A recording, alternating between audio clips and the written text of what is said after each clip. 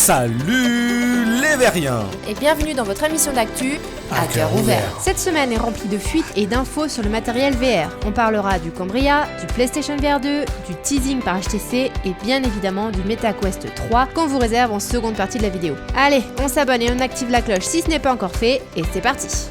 On commencera par la clé Wi-Fi 6 AirBridge pour Quest 2 qui vient de dévoiler son prix. Et il faudra donc compter sur 99$. Rajoutez à ça les taxes de douane à l'entrée de l'UE et le change éclaté en euros et on sera plutôt autour des 130€ chez nous. Et à ce prix-là, on peut avoir un routeur solide qui ne servira pas uniquement qu'au Quest 2. On a d'ailleurs un peu déchanté quant aux 1800 Mbps que propose cette clé. Si on se doute qu'avoir une clé dédiée devrait améliorer les performances, cette clé n'est clairement pas future-proof. Si le Quest 3 a une vraie puce Wi-Fi, il pourrait tout à fait encaisser du 3000 Mbps que vous pourrez lui donner avec une box internet à jour. On verra avec les tests si ça en vaut vraiment le coup, mais sur le papier pour l'instant, ce n'est pas fou. Celui qui est un peu fou, c'est le Canadien pour l'émission Survivorman qui tente de survivre dans des conditions improbables. Eh bien, le voilà de retour, mais cette fois en VR. Survivorman VR Into the Descent vous demande de survivre dans un environnement montagneux impitoyable suite à un accident d'hélicoptère. Vous devrez fouiller pour trouver des provisions, chasser pour vous nourrir et explorer des crevasses glaciaires précaires tout en descendant la montagne à la recherche de secours. Comme dans un vrai scénario de survie, vous devrez gérer votre température corporelle, votre fatigue et votre faim. Le titre sera dispo en début 2023 sur PC et sur MetaQuest. Une vidéo a d'ailleurs fuité concernant le MetaQuest Pro. Celle-ci présente le système de fonctionnement pour passer du monde réel à de la réalité augmentée, puis de la réalité virtuelle et enfin de la réalité mixte. La vidéo a été retirée, mais un GIF regroupant les éléments de cette vidéo a été conservé. On peut donc voir des transitions fluides et rapides en swappant de mode en mode avec un menu sur son bras, point fermé. En ce qui concerne le clavier en réalité mixte, on rappelle que pour le moment, seuls 2 claviers sont supportés par Meta et qu'il faut donc une fenêtre AR dans une zone précise pour voir les autres claviers. Est-ce que le capteur de profondeur permettra dorénavant à Meta de reconnaître n'importe quel clavier sur le bureau? Réponse très bientôt. Disponible tout de suite par contre, c'est le pack de musique pop du groupe Lizzo qui est arrivé sur Beat Saber. Vous retrouverez une sélection de 9 titres parmi les plus gros hits de la chanteuse, dont bien évidemment About Damn Time qui est devenu viral sur la plateforme TikTok. C'est aussi l'occasion pour Beat Saber de proposer de nouveaux environnements dédiés. Il faudra compter comme à l'accoutumée 12€ pour le pack complet et 2€ par musique individuelle. Et celui dont on ne sait toujours pas le prix, c'est le PSVR 2 qui a fait parler de lui chez Bloomberg. Sony prévoit que son PlayStation VR 2 sera beaucoup plus populaire que le modèle original. Sony prévoit d'ailleurs de produire 2 millions d'unités d'ici mars, qui serait le mois où se termineraient les goulets d'étranglement de production pour la PS5. Ce sera quand même pas mal de pouvoir se payer une console et un casque en même temps. Entre la crise du moment qui est partie pour durer, l'absence de rétrocompatibilité, le câble et l'eye tracking qui risquent de ne pas le rendre bon marché, Sony paraît quand même particulièrement confiant. On peut d'ailleurs voir par exemple que les nouvelles cartes mères et processeurs PC ont vraiment du mal à faire vibrer les portefeuilles. Même si un leak laisse dorénavant entendre qu'Half-Life Alyx sera disponible sur le PlayStation VR 2 accompagné de quelques grosses licences comme Horizon et Resident Evil, on reste d'avis que le prix sera quand même déterminant et doublement sur le sol européen. On quitte le sol européen pour se retrouver au Canada avec Flight Simulator. La nouvelle mise à jour va permettre de planer au-dessus des magnifiques territoires du pays. Une fois n'est pas coutume, mais le trailer en met absolument plein les mirettes. Le travail d'Asobo est juste absolument impressionnant et les fans de la franchise devraient enfin commencer à pouvoir s'en sortir très convenablement avec les 4080 et les 4090 qui arrivent, puisqu'une fois le DLSS 3.0 activé, le framerate ne sera clairement plus un problème. Allez, c'est le moment de... L'instant des contracts. Alors, HTC nous fait du teasing cette semaine sans doute pour tenter de troller la conférence de Facebook qui va enfin présenter le Vive Pro ou projet Cambria. Alors on a une petite image qui dit Go Small ou Go Home. En gros, soit t'es petit, soit tu rentres chez toi. On sait que c'est le prochain casque VR de la firme et si on retire un peu les courbes comme je l'ai fait sous Photoshop en mode un peu dégueulasse, on se moque pas, on se rend bien compte que ça ressemble quand même à des lunettes. On avait déjà eu le Vive Flow qui était très petit, donc plutôt cool en termes de form factor, mais qui avait des écrans pas géniaux et puis un câble qu'il fallait brancher, donc c'était pas autonome, c'était pas génial.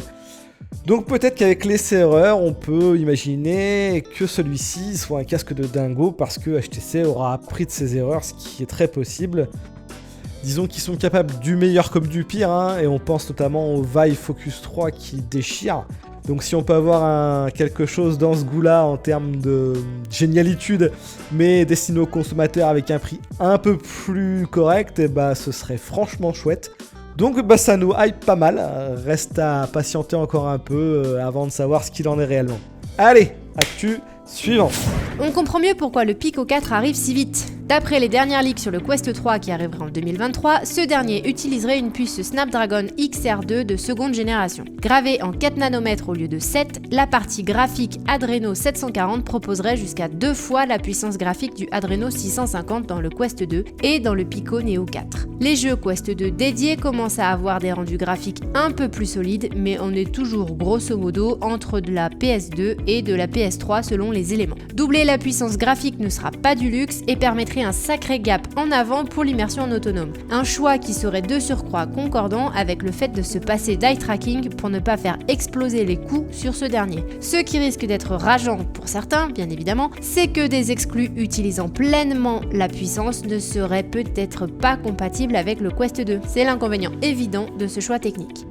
Côté choix technique intéressant, c'est celui de Townscaper qui vient tout juste de sortir sur MetaQuest. Le titre vous propose de créer une jolie petite ville de façon hyper intuitive. En cliquant simplement sur une zone, un nouvel élément, que ce soit route ou bâtiment, se met en place et modifie instantanément ce qu'il y a autour pour la cohérence de la ville. Un titre qui se veut purement pour la détente et qui n'a pas d'autre prétention que de vous permettre d'admirer vos créations en VR. Proposé à 10€, il reste donc ciblé pour un public précis ou pour faire découvrir la magie de la VR à de nouveaux venus. Un peu plus aguerri, c'est un mode VR pour Half-Life premier du nom qui est en passe d'être disponible sur Steam. C'est la version finale du mode HLVR qui sera donc officiellement adoubé par Valve ce 19 octobre. Son créateur nommé Volmer explique que le mode est hautement configurable et prend en charge tous les casques VR passés, présents et futurs en utilisant le système d'input de SteamVR. Il vous permet également de jouer assis ou debout, d'utiliser la locomotion libre et aussi et surtout la téléportation pour la team fragile, ce qui manque cruellement au mode VR d'Half-Life 2. Vous pourrez dorénavant interagir physiquement avec tous les boutons, les leviers, mais aussi les échelles. C'est donc complètement au top et c'est totalement gratuit. Et on continue avec les mods, et ce sont les fans de Star Wars qui sont à nouveau servis, puisque le développeur nommé Dr. Beef semble être en train de s'occuper de Jedi Academy. Comme dans la version originale, le jeu changera de caméra entre le moment où vous utiliserez le blaster et le sabre laser. Ce qui risque d'être potentiellement compliqué pour les joueurs ayant la cinétose. Quoi qu'il en soit, ce portage de la team Beef, comme celui de Quake auparavant, est prévu pour être joué en autonome sur MetaQuest 2, et sera donc totalement gratuit. Un peu moins gratuit, ce sont les 12 millions que Google Venture vient d'investir dans SideQuest. Pour rappel, il s'agit d'un store alternatif VR qui permet à tout un tas de contenus refusés sur Meta d'être disponible dans votre casque. L'objectif de cette plateforme et de cet investissement est assez simple. Réussir à transformer à terme SideQuest en plateforme principale pour tout l'écosystème XR et que ce dernier puisse être utilisé sur tous les casques VR et AR autonomes, quelle que soit la marque. La société s'était déjà associée à Meta pour la partie App Lab. Elle recherche actuellement différents moyens de monétisation qui n'impliquent pas d'empiéter directement sur les résultats de Meta.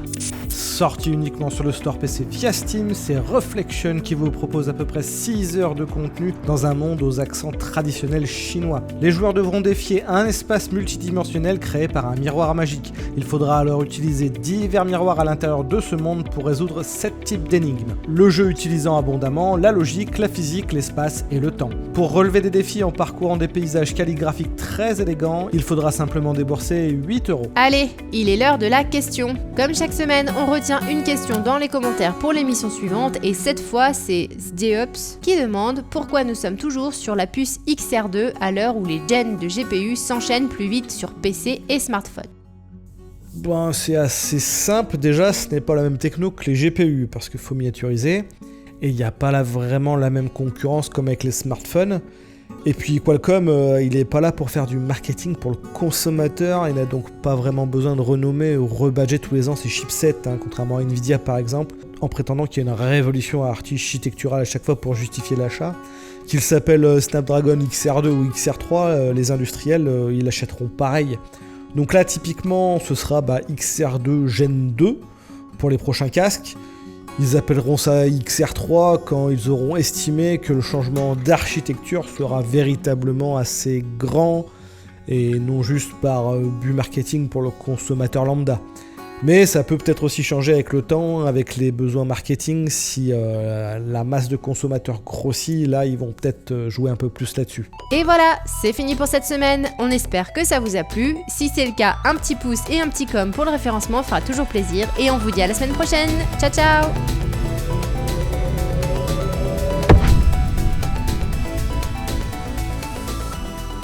Alors je sais pas si vous avez vu, mais il y a eu le mois dernier un teaser de Game of Thrones imaginé par un fan avec l'Unreal Engine 5. Et le rendu des personnages c'est juste complètement ouf. Alors il a sûrement utilisé des scans dispo sur le web pour les intégrer sur les MetaHuman, et ce qui fait ce rendu absolument dingo. Il est même clairement meilleur que des trucs qui ont été faits par des pros quoi. Donc ça doit être complètement fou en VR vu que maintenant il y a la version 5.1 du moteur qui gère absolument toutes les technos du moteur. Je vous laisse en tout cas le lien dans la description comme d'hab si vous souhaitez voir ça par vous-même, mais pourquoi pas en 4K parce que franchement ça vaut le coup.